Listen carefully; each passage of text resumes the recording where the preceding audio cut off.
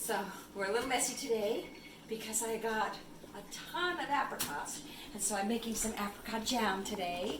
That's apricot apple, and then we're going to make apricot rhubarb jam. But I had a request for someone to show them how to water bath can. So the first thing we start with are clean jars, and since these are new, they're pretty clean, but we don't trust that they're sterile. So I remove every single one of the lids from these jars, and what I do is set my oven to 250 because I'm about to sterilize these jars. I don't trust these jars from the factory. So I'm going to lay these in the jar, in the oven, and let them sit for about 15 minutes at 250 degrees.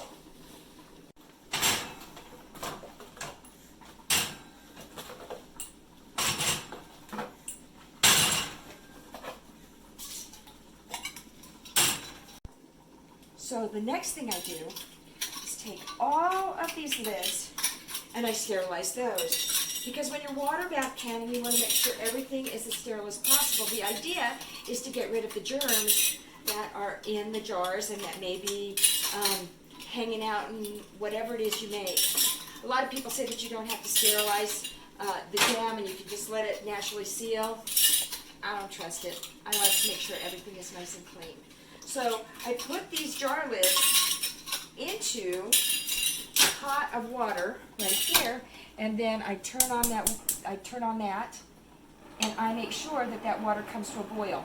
Now you want to be careful not to boil those for too long, because if you do, you can melt the rubber on them. But this will make sure that any germs that are on the lids of those are gone.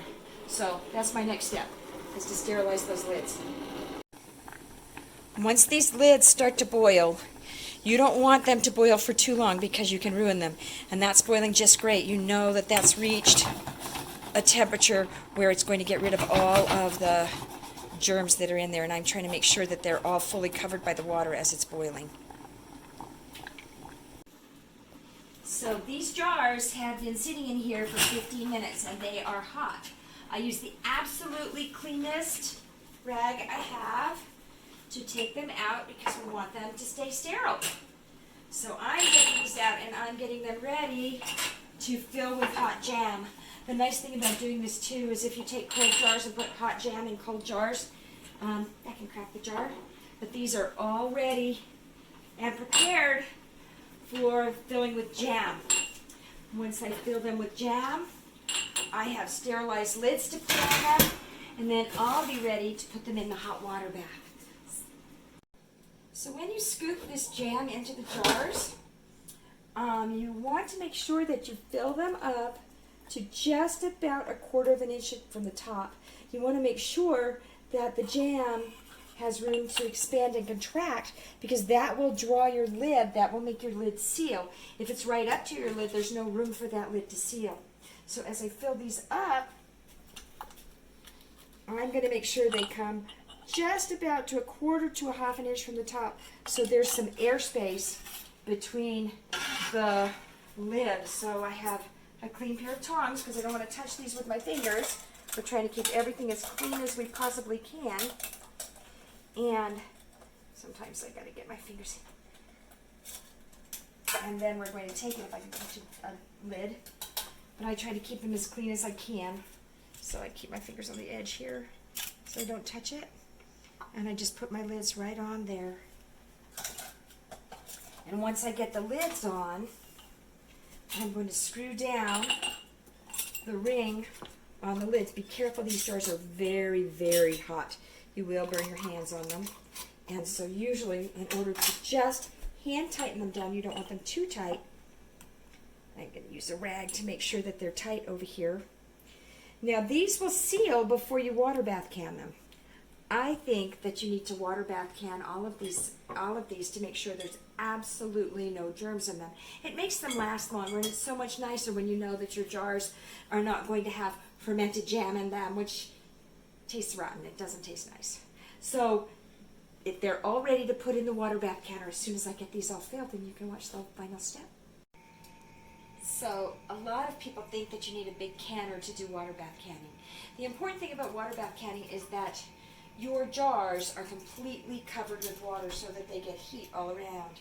Now sometimes I'll put a stand inside the bottom of the pot, sometimes I won't. But the most important thing is that these jars are surrounded by water so that everything gets heated up, including the seal.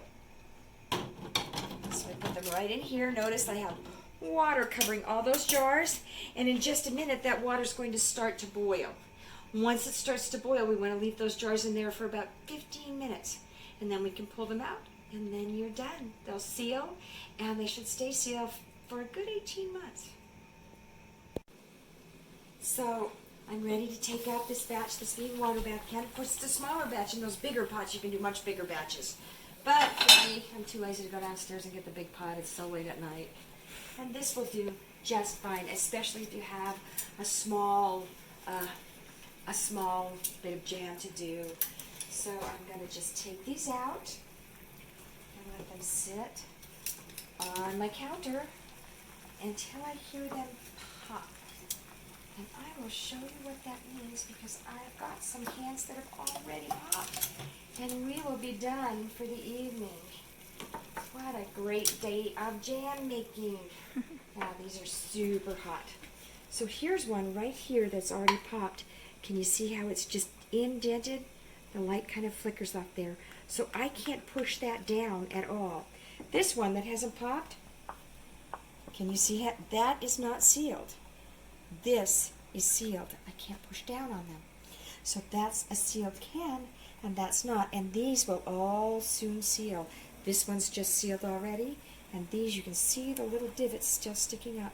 They'll pop down and they'll seal, and that's how you know your cans are sealed, and you've now water bath canned your jam. So that's it. Thanks for watching, and don't forget to subscribe.